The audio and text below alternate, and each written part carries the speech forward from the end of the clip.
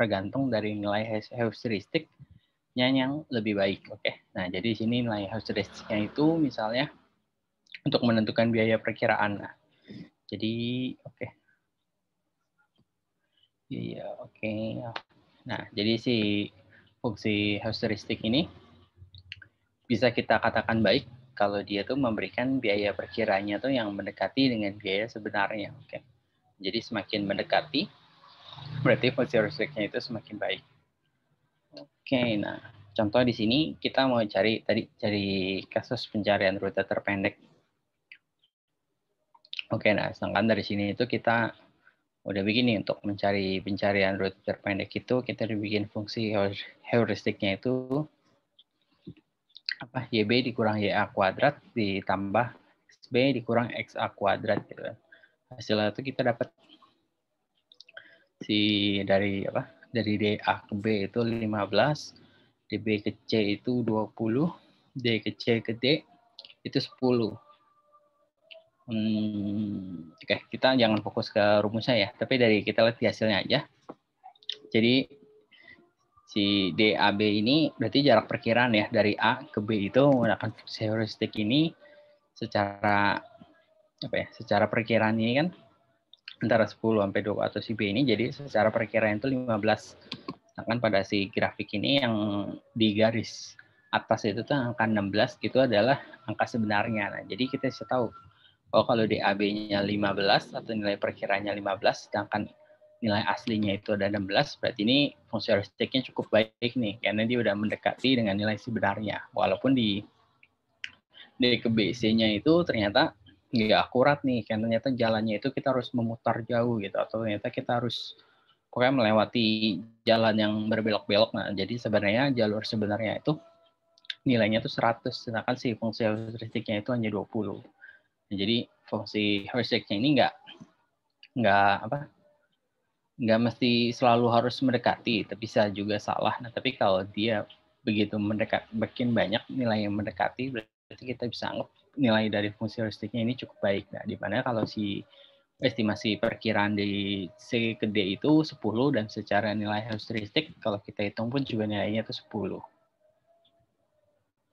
Oke ya, ini cuma contoh aja ya. Jadi nilai bagaimana menggunakan fungsi heuristiknya itu bisa berbeda-beda tergantung case-nya masing-masing, tergantung kebutuhan kalian. Mau menghitung entah rute terpendek, entah menghitung suatu jarak atau suatu panjang. Oke, nah si best first search ini punya beberapa algoritma. Nah, tapi di sini kita bahas dua aja. Yang pertama itu ada greedy best first search, yang kedua itu algoritma A bintang. Atau algoritma aja. Oke, nah yang pertama si greedy best first search ini, algoritma ini merupakan dianggap bahwa ini algoritma yang paling sederhana ya, dan memang cukup mudah. Nanti kita cara mengestimasinya pun juga sebenarnya cukup simpel. Nah, jadi si algoritma ini dia cuma memperhitungkan biaya perkiraannya saja. Oke, jadi rumusnya itu di mana Fn ini senilai dengan H sama N, di mana H ini adalah biaya perkiraannya. Oke.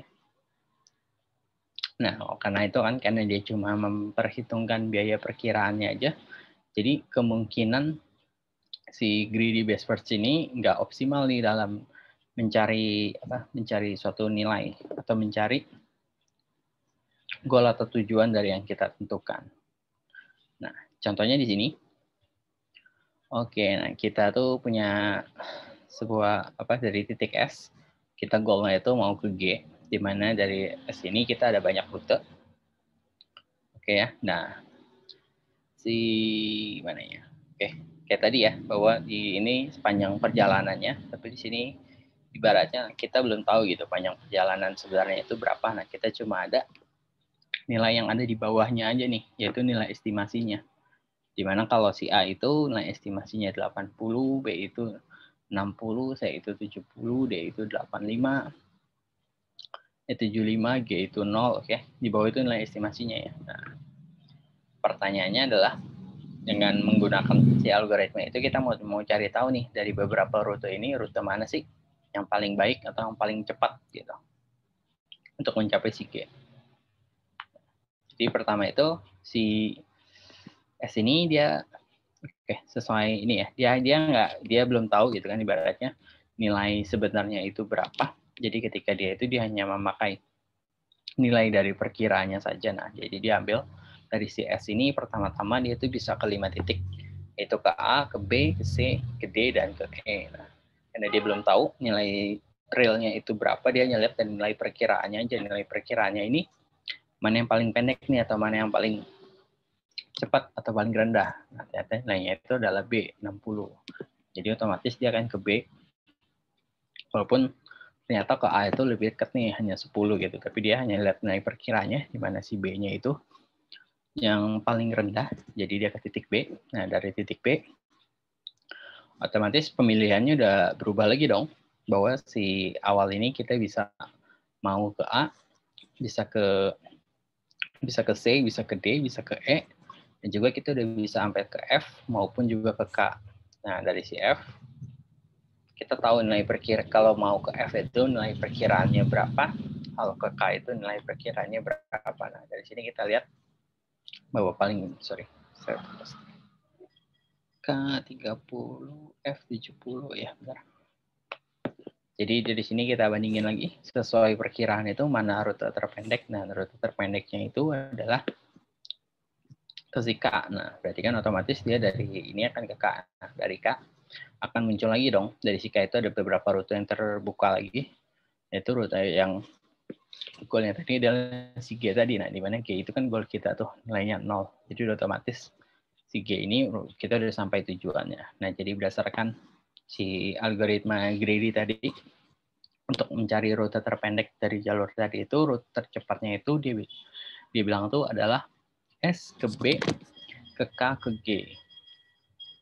Oke, nah jadi menurut algoritma greedy tadi itu dia bilang bahwa dari titik S melalui ke B ke K ke G itu merupakan titik yang sebuah solusi atau titik yang paling cepat untuk ditempuh gitu. Padahal nih ya, kalau kita lihat secara sekilas pun, kan secara nilai estimasi sesungguhnya ya, berarti kan dari S ke B itu 25, kalau B ke K itu 50, terus dari K ke G itu 30. Nah, total itu kan 105 tuh. Sedangkan kalau kita lihat secara kasat mata aja tuh, ada banyak titik yang kayaknya tuh lebih cepat gitu. Contohnya dari S ke A, itu 10, dari A ke G itu 90, tuh nilainya udah 100 tuh, lebih cepat. Ataupun mana ya, dari S bisa ke B 25, B ke F ke 30, 3 F ke K itu 70, 70 K ke G itu 100 sama. Tapi tetap nilainya lebih rendah daripada solusi yang si algoritma greedy tadi berikan. Atau mungkin kita dari S ke A, ke B, ke F, ke K, atau ke G, itu juga nilainya jauh lebih rendah malah. Jadi 10, 20, 25, 75, 30 ya.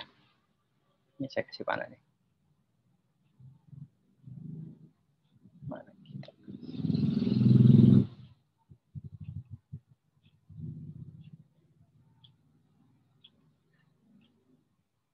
Ini ya, misalnya kita kalau dari sini, dari S ke A,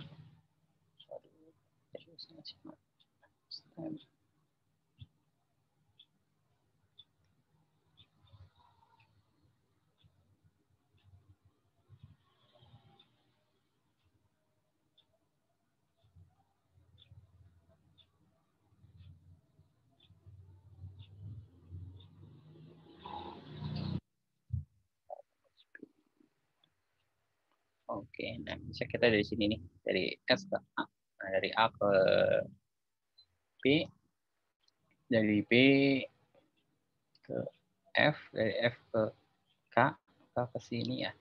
Jadi kan totalnya tuh 20, 25, tambah 40, 65, tambah 30, 95 tuh. Oke, dan mungkin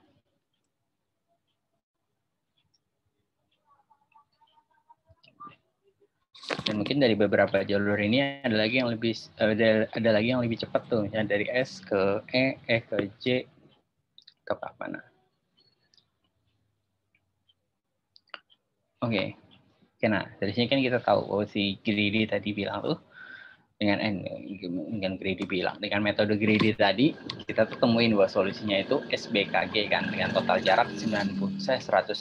Padahal kita tahu ada solusi lain tuh yang lebih pendek, yaitu si S ke SABFKG kan. Jadi tetap itu hanya menempuh jarak tuh 95. Oke, nah di sini kita bisa tahu nih bahwa si greedy ini cuma nggak bisa nemuin solusi optimal, dia hanya menemukan solusi yang menurutnya dia itu tercepat dari berdasarkan perkiraan itu aja. Oke, jadi dia nggak bisa menemukan solusi yang paling baik di antara sebuah solusi. Oke, ya yang kedua ini. Oke, sampai sini ada mau nanya dulu sebelum saya lanjut.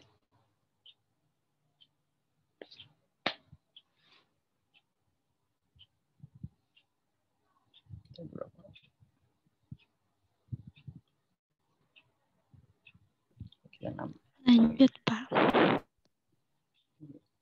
Oke, kita lanjut ya. Nah, yang kedua ini si algoritma A. Jadi algoritma A ini beda-beda tipis sebenarnya dengan si greedy. Cuma bedanya si algoritma ini dia menghitung fungsi heuristiknya itu dengan cara dia menambahkan biaya sebenarnya dengan biaya perkiraan. Nah, kalau tadi kan si greedy tadi itu Fn-nya itu sama dengan nilai H-nya tuh, nilai perkiraannya. Sedangkan kalau di sini nilai Fn-nya itu merupakan biaya dari sebenarnya ditambah biaya dari si perkiraannya. Jadi balik lagi ke contoh yang tadi, kita tahu ya bahwa di bawah ini biaya perkiraannya, sedangkan yang kita tempuh itu adalah biaya sesungguhnya. Oke, nah jadi untuk kalau menggunakan si algoritma A ini, yang kita pakai ini pertama kita jumlahin biaya estimasi sama biaya sesungguhnya. Jadi ketika dimulai dari awal, dia bisa ke 5 titik, kita jumlahin semua. Misalnya tadi si A itu kan nilai biaya perkiranya 80, biaya yang ditempuhnya itu 10. Nah, jadi total biayanya itu 90. Nah, kita juga titik B, biaya perkiranya 60, gitu. Biaya sesungguhnya ternyata adalah 25, di total 85. Gitu juga dengan C, D, dan E. Nah, dari situ baru kita tarik mana yang paling pendek ya. Di sini dapatnya si E, bukan yang lain ya, bukan juga si A, bukan juga si S, karena si S itu kan titik di awal kita berdiri tuh, jadi kan 0 biaya sesungguhnya. Jadi kalau kita pilih itu berarti kita nggak bergerak sama sekali dong. Oke, jadi dari 5 titik ini kita dapat yaitu si E ini yang paling pendek. Oke, nah dari setelah kita ke E, kita dapat lagi dong dari C ini ada kemungkinan ke mana lagi nih. Dari itu ternyata kita tuh bisa ke J. Nah dari J kita hitung ulang lagi semua gitu kan. Biaya perkiraan ditambah dengan biaya sesungguhnya. Jadi kita dapat lagi nilai A 90, nilai B 85, nilai C 100, nilai D 110, dan kalau dari si S ini dia bisa langsung ke J, itu nilainya 130. Nah, setelah dibandingin ternyata tuh ke B ini lebih singkat nih dibandingkan kita ke J. Jadi dia akan pilih ke B dulu. Nah, dari B ini lagi dong, bahwa B ini kita bisa kemana lagi nih setelah kita sudah menempuh titik B. Nah, dari B ini kita bisa ke F, bisa ke K. Nah, setelah kita bandingin, lagi kan ada si A, ke C, ke si D. Dari E udah kita lanjutin ya, berarti dia bisa ke J. Nah, kalau berikutnya juga kalau si B ini udah bisa ke F sama bisa ke K. Setelah kita bandingin, ternyata nilai A nih yang paling pendek. Oke, nilai A paling pendek berarti dia geraknya udah nggak ke B lagi, tapi dia balik lagi ke A. Oke, setelah ke A, kita bandingin lagi kan, dari sisi ini dia bisa kemana aja, ternyata dia bisa langsung ke G, bisa langsung ke K, bisa langsung ke F gitu kan. Walaupun kita udah tahu nih goalnya itu ke G, tapi dia tetap nggak langsung ke G, dia tetap pilih dulu rute yang paling pendek. Dimana rute paling pendek itu adalah ke F, itu nilainya 95. Oke. Nah, jadi dia pilih ke F. Oke, dari sudah ke F muncul lagi kan. Dari sini dia bandingin lagi. Dia tetap nggak langsung menuju goal ya, karena ada nilai yang lebih baik gitu atau lebih pendek, yaitu ke K.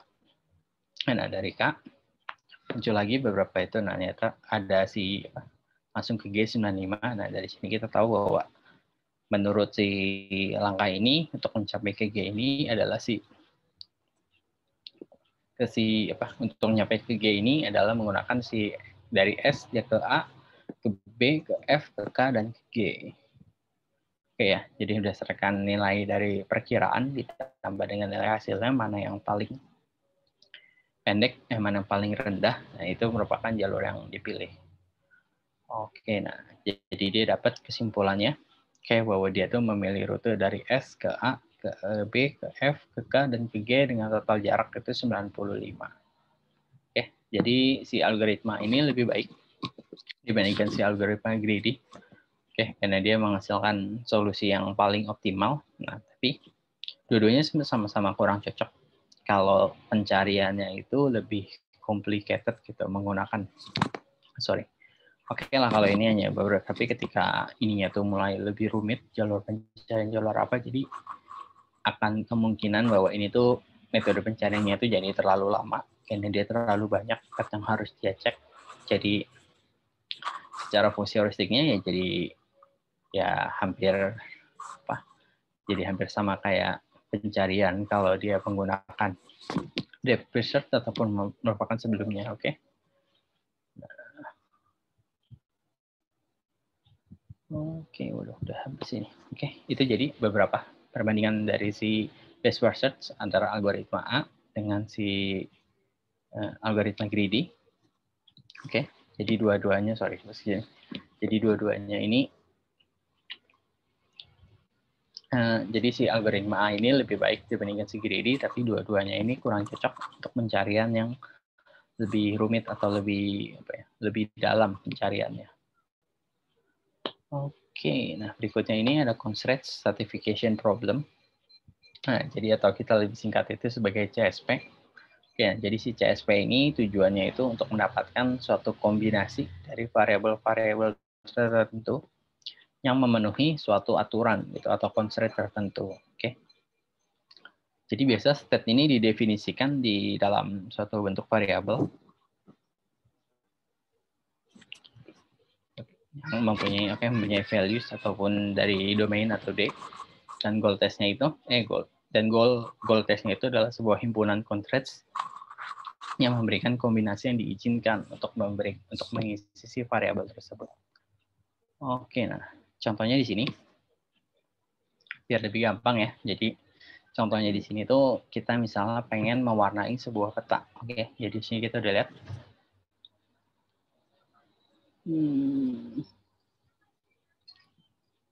Oke, nah jadi ini ada sebuah peta benua Australia. Jadi udah dia terbagi ke beberapa negara bagian.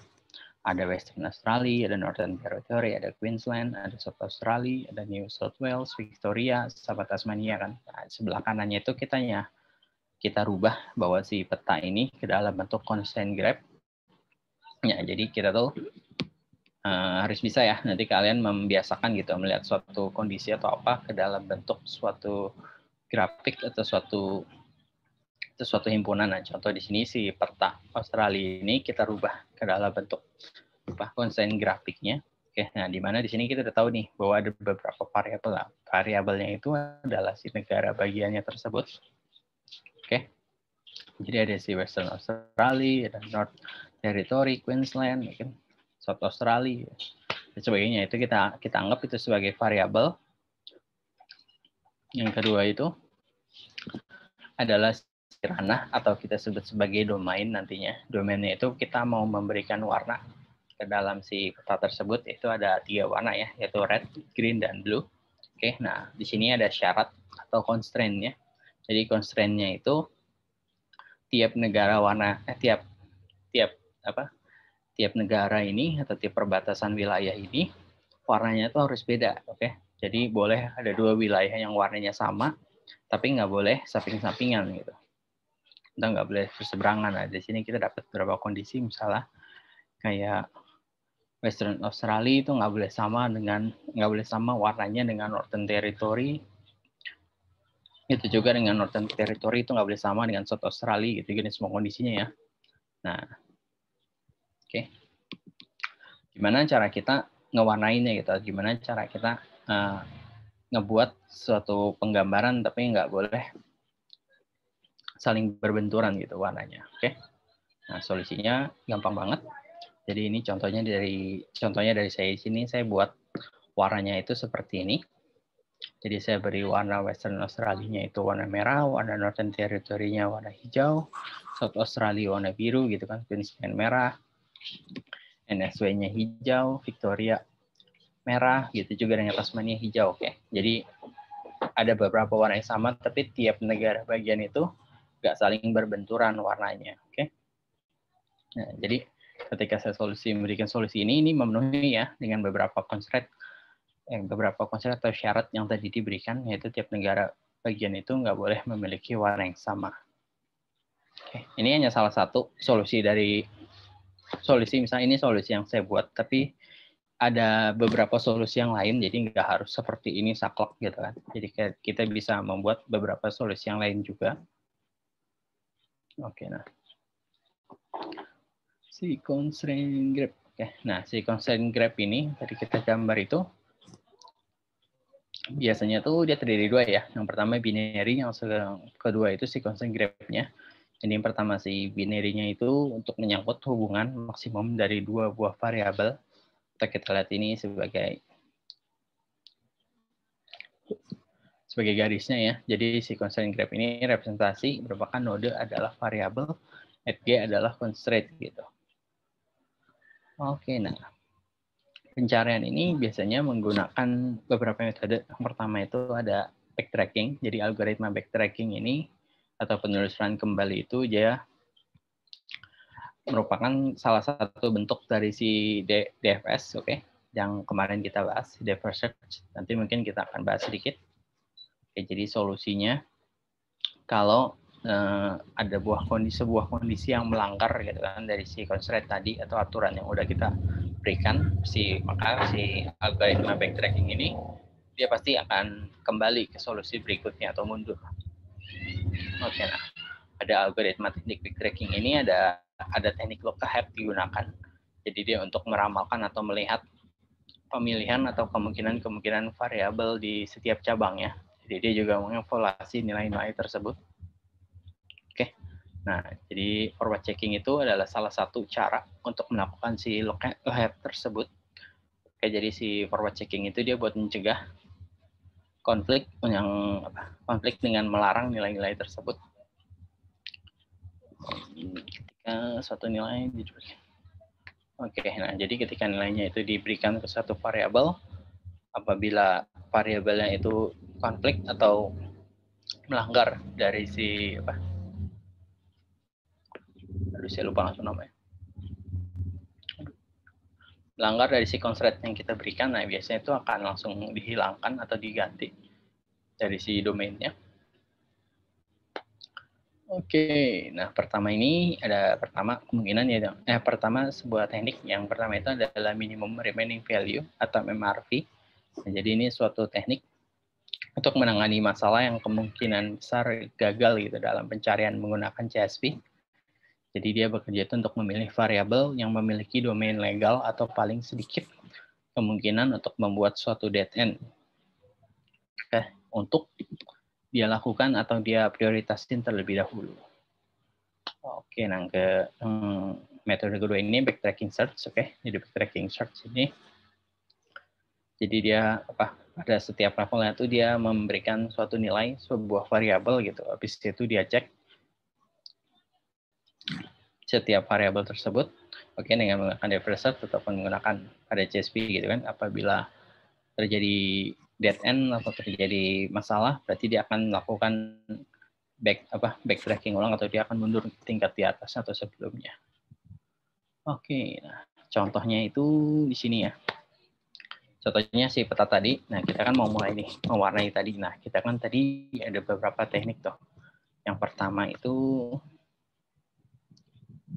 misalnya si MRV nih. Kita tentuin dulu kira-kira kalau kita mau memberikan warna, kita mau memberikan warna di titik mana dulu nih?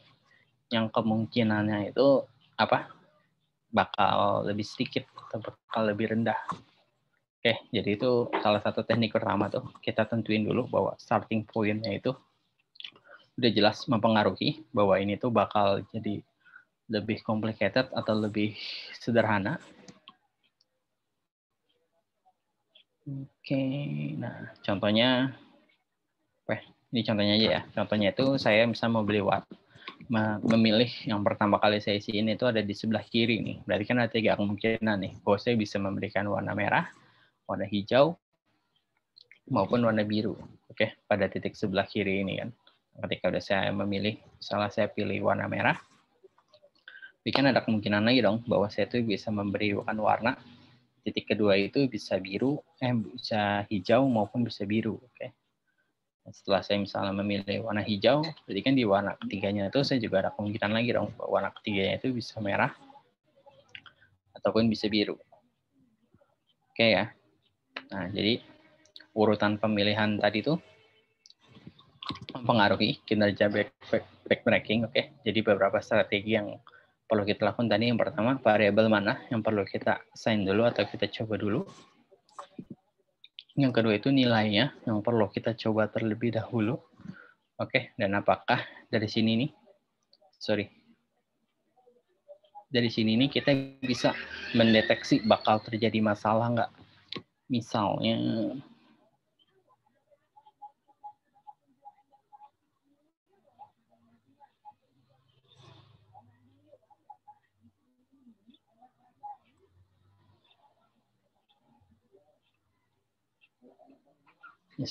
yang ini nih ya, saya lanjutin yang ini. Berarti saya mau warna di bawahnya itu, berarti kan udah jelas saya cuma bisa memberikan, kayaknya ini deh, ini aja lebih gampang.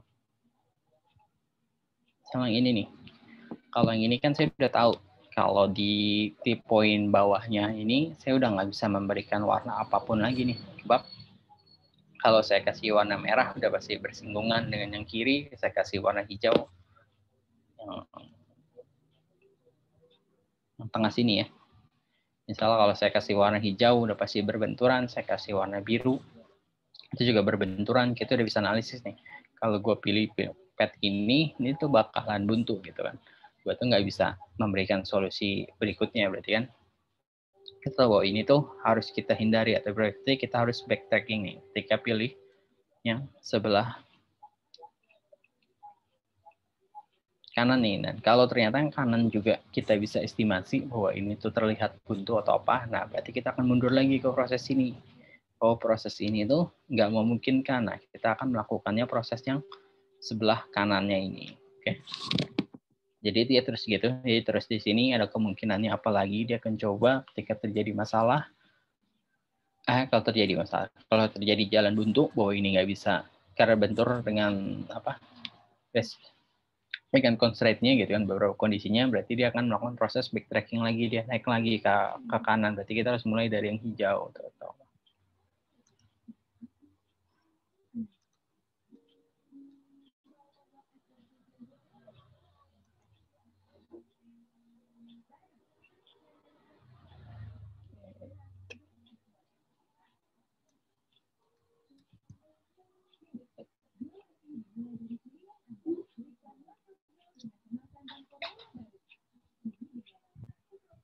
Oke ya.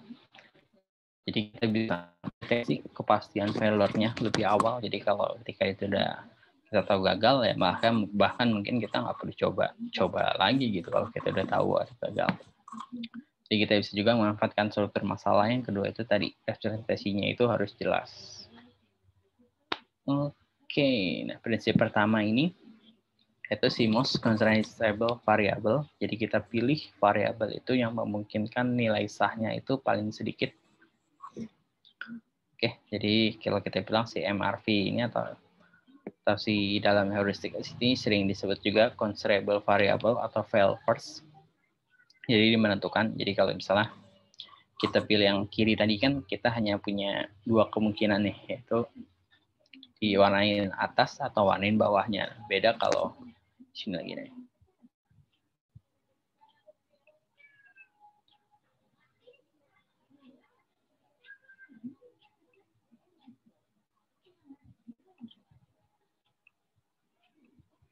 Beda misalnya kalau kita mau warnain tuh yang di sini dulu nih. Berarti kan kita udah tahu ada 3 kemungkinan yang harus kita definisiin dulu. Yaitu yang kiri, yang ke bawah atau yang ke kanannya. Oke, bahkan mungkin 4 nih kalau sini kena, tapi ini enggak deh. Oke ya, jadi kita bisa memperkirakan dulu dari awal gitu kan bahwa mana yang kemungkinan nilai sahnya itu paling sedikit. Yang kedua itu most constraint variable itu variabel yang membatasi. Oke. Jadi kita pilih variabel itu yang terlibat dalam constraint-nya itu dengan variabel yang belum pernah desain itu yang paling banyak. Oke. Jadi kalau ada 2 atau lebih variabel, bagusnya kita gunakan prinsip yang pertama tadi. Oke, nah yang ketiga ini list containing value. Oke, jadi kita memilih nilai yang menimbulkan batasan atau kemungkinan dari variabel yang belum pernah di-assign atau belum pernah diwarnain dalam kondisi ini yang paling sedikit. Oke, jadi kayak tadi kan saya bisa memilih yang kiri itu karena ya kemungkinan awal bawah sebelah kanannya itu hanya ada 2 gitu. Dibandingkan kalau saya pilih tengah tadi itu saya harus memikirkan 3 kemungkinan gitu. Oke. Nah, yang keempat ini tadi ya, proses forward checking. Nah, jadi forward checking ini adalah atau kita anggapnya apa ya bahasa ini ya, sebuah analisa atau mungkin sebuah dukun gitu kan. Jadi kita bisa mengestimasi kemungkinan yang ada. Nah, jadi caranya itu ya bisa juga kita catat gitu kan, nilai sah untuk semua variabel yang ada yang belum desain. Jika ada kemungkinan variabel yang tidak ada atau nilai sahnya itu langsung kita anggap failure aja lah. Kita akan langsung melakukan proses backtrack atau mundur ke proses sebelumnya. Nah, contohnya di sini, misal dari awal gitu kan belum ada warna sama sekali, berarti kita catat nih kemungkinannya. Berarti kan tiap negara ini ya kita punya 3 kemungkinan warna dong. Si WA bisa warna biru, merah, hijau, biru, begitu juga NTQ, NSWV, dan semuanya tuh masing-masing bebas, kita masih bisa pilih 3 warna. Semuanya tuh punya kemungkinan yang sama. Oke. Nah, sini idenya. Jadi ketika kita memberikan suatu nilai yang valid gitu, variabel yang belum desain ya, bila salah satu kemungkinannya itu kita berikan nilai yang valid, maka search itu kita jadi misalnya sih kita kasih nilai merah, jadi kita akan catat tombol si WA ini warna merah. Kemungkinan buat negara lainnya bisa warna apa tuh kita catat semua dong. Berarti si NT hanya bisa hijau dan biru, si Queensland masih bisa 3 warna, si NSW bisa 3 warna, si Victoria bisa 3 warna, si SH hanya bisa hijau dan biru, gitu juga dengan T. Okay. Nah, itu juga yang berikutnya. Oke, kita kasih warna, misalnya kita pilih si ini warna hijau. Nah, kita catat lagi semua kemungkinan yang bakal terjadi gitu kan. Si WA udah kita kasih warna merah, si Queensland kita kasih warna hijau, berarti kan si NT hanya bisa warna biru, si NSW bisa warna merah ataupun biru, V itu masih bisa 3 warna, gitu juga Tasmania, dan SA hanya bisa warna biru gitu. Berikutnya gitu kan, kita kasih warna lagi, misalnya si ini warna biru, kita catat lagi semua kemungkinan yang bisa diperkirakan gitu kan untuk warnanya. Oke, nah apabila kalau ternyata ada buntu atau dead end, berarti kita harus mundur lagi. Oke, nah untuk yang kedua ini concept propagation. Nah, si forward checking ini dia memberikan kan, kita udah dapat nih berani forward ini memberikan informasi nih kalau ketika kita kasih warna ini, kemungkinan warna lain tuh bisa warna apa aja nih. Oke, tapi kita belum tahu bahwa kalau kasih warna ini bisa gagal nggak atau apa nggak. Oke, nah jadi si word checking ini dia untuk meneruskan gitu kan. Lalu si informasi variabel yang sudah desain ke yang belum. Jadi secara umum ini bisa kita sebut sebagai concept propagation. Nah, namun nggak semua failure itu bisa kita deteksi secara awal ya, di awal-awal. Jadi kayak misalnya kayak gini kan kita belum tahu nih bakal terjadi masalah nggak nih kalau kita warnain lagi. Nah, yang kedua ini si art consistency. Art consistency ini bentuk sederhana dari propagasi yang sebelumnya. Nah, jadi dia bikin kondisi gitu kan, sebuah X sama Y itu sebuah konsisten gitu kan, dari if setiap value dari X adalah aduh potong.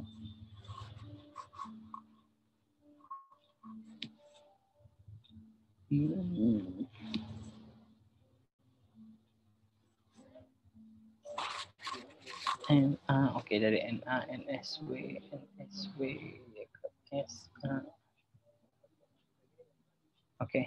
Nah, dari sini kita tahu ya, dari si tahap ini nih, ketika kita udah memberikan warna si Western Australia bisa hijau, sini kan kita tahu nih bahwa si NSW sama si SA ini bakal berbenturan nih, karena si SA ini kan hanya ada pilihan biru, si NSW biru dan merah nih, sedangkan si NSW ini udah nggak ada pilihan lagi dong. Kalau kita kasih warna biru, dia akan berbenturan dengan si SA. Kalau dia kasih warna merah, dia akan berbenturan dengan si WA. Berarti kan kita udah tahu bahwa ini tuh akan bermasalah nih ketika hotel si biru itu nggak bisa.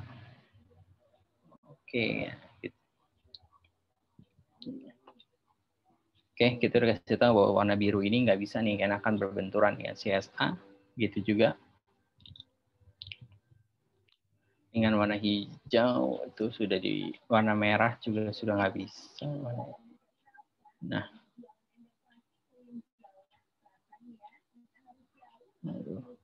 dengan warna merah juga nggak bisa. Nah, dari sini kita tahu bahwa si X dia kehilangan suatu nilai. Jadi perlu kita periksa ulang apabila semua kemungkinannya ini udah nggak bisa nih, nggak ada kemungkinan. Nah, forward checkingnya ini udah nggak ada. Mau nggak mau kita harus lakukan proses backtracking.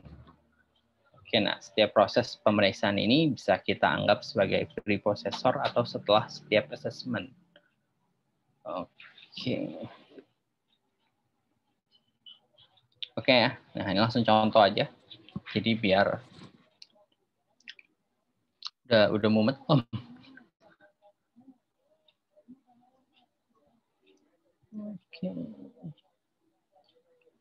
Jadi biar langsung, nah kita kasih contoh yang lebih rumit lagi dibandingkan yang tadi. Jadi contoh di sini sama, kita misalnya ada berapa nih? Ada 7 ruang, R1, R2, R3, R4, R5, R6, R7. Nah, kita mau memberikan warna pada tiap ruang ini dengan warna merah, kuning, hijau, dan biru. Tapi dengan kondisinya tetap sama ya, bahwa setiap ruang itu yang bertetangga ini nggak boleh memiliki warna yang sama. Jadi di sini kita biasa diminta variabel apa yang Anda gunakan. Yang kedua itu domain yang tersedia. Yang ketiga ini bagaimana cara kita mengevaluasi constraint-nya. Nah ini pertama di sini. Variabel yang harus kita isi, di sini udah jelas ya, yaitu si R1 sampai dengan R7. Jadi domain yang tersedia itu adalah warna yang akan kita berikan, yaitu merah, kuning, hijau, dan biru. Constraint-nya ini adalah aturan yang diberikan, kan di sini kita lihat, berarti sini R1 ini nggak boleh sama dengan ke-6 warna lainnya, berarti nggak boleh sama dengan R2, R3, R4, R5, R6, sampai R7. Gitu juga dengan R2, nggak boleh sama dengan R3, dan juga R1 ya. Sesuai dengan kondisi constraint pertama, gitu juga dengan R3, nggak boleh sama dengan R4. Gitu juga dengan R4, nggak boleh sama dengan R5, R5 nggak boleh sama dengan R6, R6 dengan nggak boleh sama dengan R7. Mungkin sini juga nggak ada beberapa, misalnya R3 juga nggak boleh. Sini udah ya, R3 dengan R2 nggak boleh sama. R4 nggak boleh sama juga dengan R6. Si R2 nggak boleh sama juga dengan R7. Kita tambahin ya beberapa constraint yang belum ada di sini. Jadi kita udah definisikan berapa aturan-aturan yang nggak boleh dilanggar atau constraint-nya. Nah, Gimana cara kita tadi kan mau menggambar representasinya. Pertama contoh di sini, misalnya saya berikan warna merah nih pada gambar pada kotak yang pertama. Ini sembarang aja nih ya, kita bebas tentuinnya. Ini cuma dari versi saya gitu ibaratnya. Nah, saya ini bisa memberikan R1 ini saya kasih warna merah nih. Dan dari sini kita udah tahu dong kemungkinannya bahwa si R1 ini bisa warna biru, hijau, kuning, gitu juga dengan R2 dengan R3 gitu kan. Kemungkinan warna yang diizinkan ya untuk tidak melanggar constraint itu. Sedangkan kalau warna lainnya tuh masih belum terpikirkan atau belum tergambar, ya tergantung dari warna apa yang saya berikan berikutnya. Nah, contoh sini R2-nya saya kasih warna hijau, warna biru, sorry. Warna biru. Nah, kita muncul lagi dong kemungkinan untuk warna R3-nya itu bisa warna apa? R1, R3, R5 dan R6. Ya, berikutnya misalnya R3-nya itu saya kasih warna merah. Jadi kita udah bisa gambarin bahwa kemungkinan warna yang akan muncul berikutnya itu apa. Lalu R4-nya saya kasih warna biru juga. Nah, lalu di sini misalnya R5-nya saya kasih warna kuning. Oke. Nah,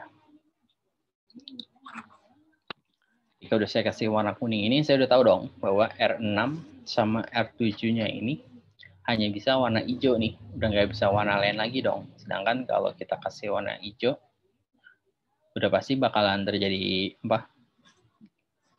terjadi konflik nih atau terjadi melanggar constraint yang udah diberikan, di mana warna R6 dan R7 ini bakalan sama. Oke, ketika nggak ini berarti kita lakukan proses backtracking. Oke. Bisa nggak proses ini kita mundurin lagi dong, tadi hanya warna kuning kita tarik lagi gitu kan. Si warna kuning ini kita kembalikan menjadi warna sebelum diwarnain. Nah, kita lagi ada kemungkinan selain kuning tadi, misalnya warna hijau nih. Nah, saya ganti dengan warna hijau. Nah, kalau warna hijau ternyata kemungkinannya sama nih. Bahkan berarti R1 sama R7 itu cuma bisa kuning. Nah, berarti kan ini bakal melanggar constraint yang udah diberikan tadi itu. Berarti kita backtracking lagi nih, berarti nggak boleh warna hijau juga. Nah, ini udah kita tarik, ini kita udah tes dong. Warna hijau dan warna kuning di R5 ini R6 ya. R1, R2, R3, R4, R5. Oh ya, R5. R6 benar, sorry. R6 ini nggak boleh warna kuning dan hijau. Mau nggak mau kita backtracking lagi ke warna sebelumnya. Nah, tadi sebelum saya pernah biru itu, ternyata nggak boleh nih. Saya coba ganti warna lain. Misalnya saya ganti warna kuning. Dari warna kuning ini, oke, saya cek lagi kan, bahwa kemungkinannya itu tetap bakalan itu ada dua, itu warna hijau dan warna kuning. Nah, dari sini kita tahu kan kalau warna hijau itu tadi itu udah nggak boleh kan di dalam R6 ini. Berarti saya melakukan proses tracking lagi nih. Berarti saya nggak boleh warnain hijau gitu kan. Misal kalau saya ganti warna pun juga nggak bisa nih, bentrok lagi. Berarti saya harus tarik lagi, nggak boleh warna kuning. Jadi saya lihat kemungkinan yang lain. Nah, misalnya saya warna ini hijau, jadi kita akan lihat lagi proses kemungkinannya. Apakah bisa gitu kan. Nah, ketika kita lihat kemungkinannya masih sama, ketika kita lakukan backtracking lagi, ketika temuin dead end, ketika ganti warna gitu, misalnya jadi warna hijau sini kan, tetap backtracking lagi, berarti ini nggak boleh juga warna biru. Udah 3 warna nih, kita bandingin semua, dan jadi semuanya itu menyebabkan dead end semua nih. Mau nggak mau kita backtracking lagi ke proses sebelumnya. Nah, di sini saya ganti warna jadi kuning. Oke, jadi muncul lagi kemungkinan warna yang ada. Nah, dari sini saya bisa tentuin misalnya, oke, saya rubah R1-nya dulu deh warna hijau. Nah, akan muncul lagi kemungkinan yang ada. Mana R4-nya itu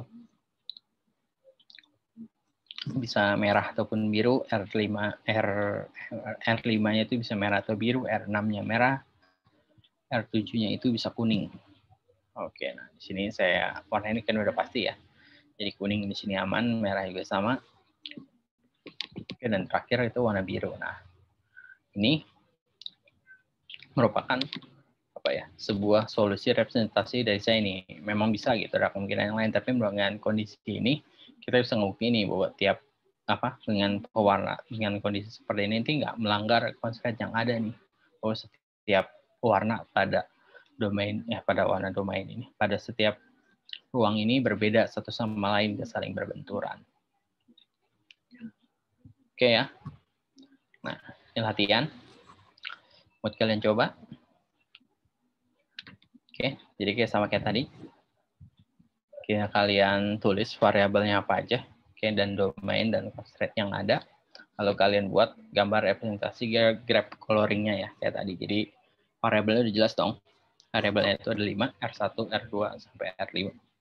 Lalu domainnya yaitu adalah warna yang mau kita berikan. Di sini warnanya itu adalah boleh warna merah, hijau, biru, dan putih. Oke, dengan di mana constraint-nya itu masih sama ya. Jadi bidang yang bertetangga itu nggak boleh memiliki warna yang sama. Jadi kita bikin constraint-nya di mana misal constraint pertama itu R1 nggak boleh sama dengan R2, R3, R4 dengan R5. R2 nggak boleh sama dengan R3. R3 nggak boleh sama dengan R4 dan R5. R4 nggak boleh sama dengan R5. Oke. Itu merupakan suatu itu. Nah, kalian bikin representasi graph coloring-nya. Oke. Berapa sih? Waduh, udah 1 jam. Ini buat latihan kalian aja ya. Kalau saya tungguin kayak kelamaan. Kalau mau ditungguin aja. Ya. Izin Pak, izin mau tanya. Iya. Buat yang gambar representasi graph coloring-nya itu udah jadi atau ada backtracking gitu? Biasanya sih ada. Jadi gimana kalian dari awal kalian memperkirakan gitu kan, dari kalian misal tadi memberikan warna R2-nya, saya kasih warna biru, R3-nya kalian kasih warna kuning, kalian warna R4, dan ternyata ada masalah, dan kabarin backtracking-nya. Oke. Baik, Pak. Langsung kepencet.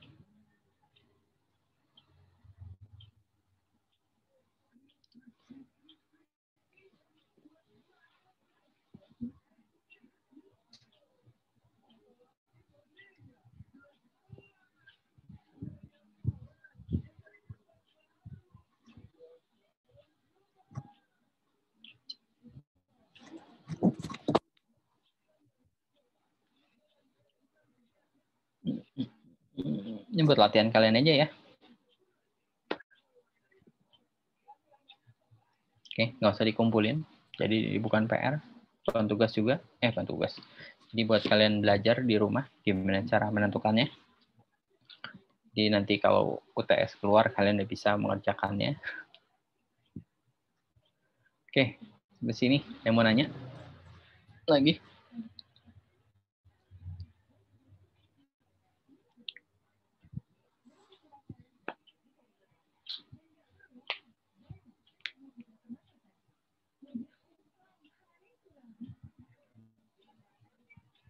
Mau saya tungguin.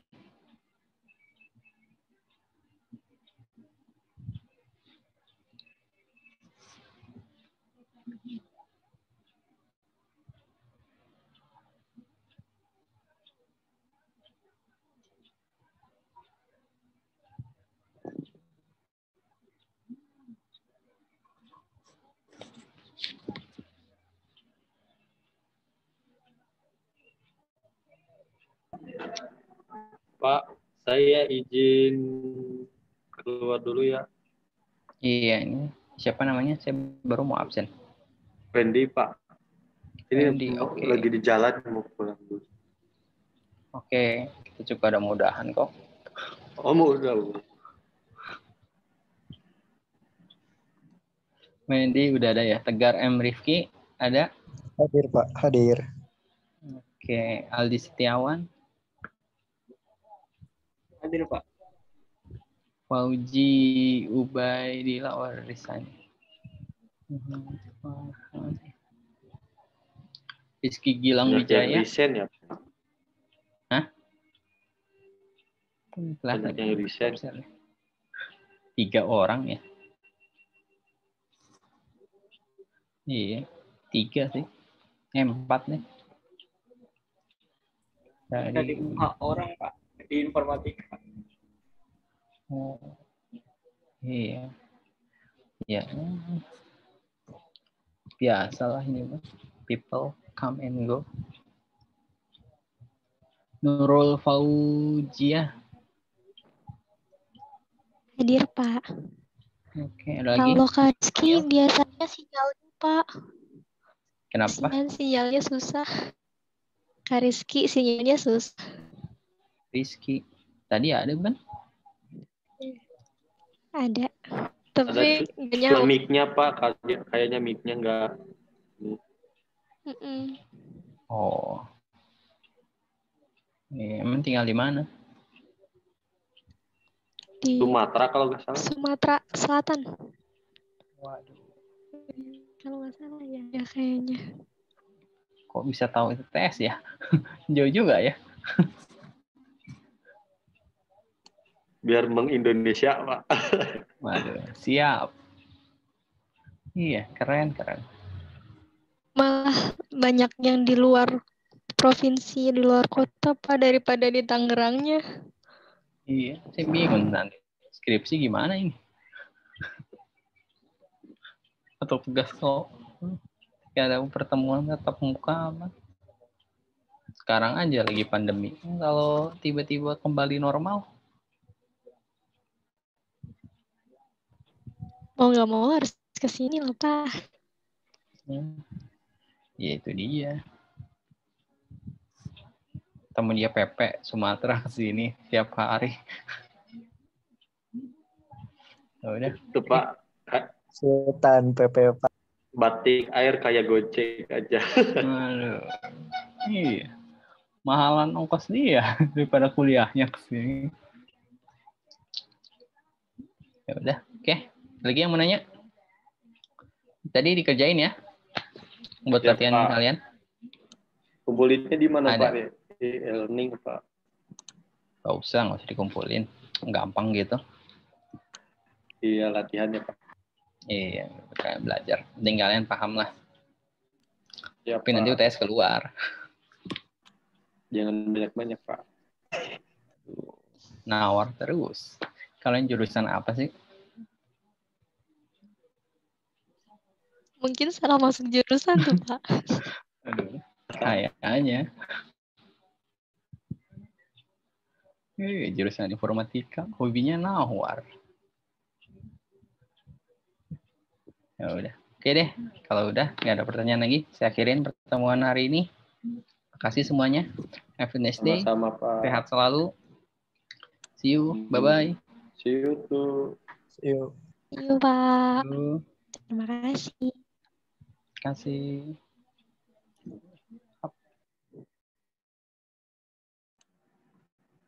Halo, saya mau pulang dulu.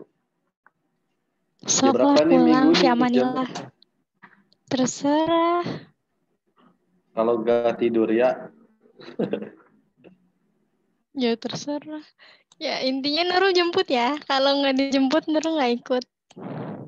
ya tahu.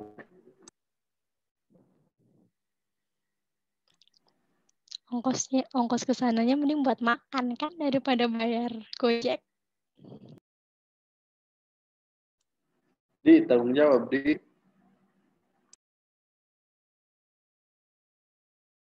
Aldi tidur ya? Ada sinyal. Ibu di grup kan ada sinyal. Ya, Mahasiswa yang sekarang banyak Pak. banyak kok. Berapa? Udah 100 Yang baru masuk. Belum baru masuk sih. Maksudnya kayak baru daftar gitu 150. Iya. Oh, yang udah akses itu website. Yang bayar mah baru berapa biji doang. Ada program gratis lagi nggak atau depan? Biasanya kalau program gratis gitu di akhir, nanti di gelombang 3.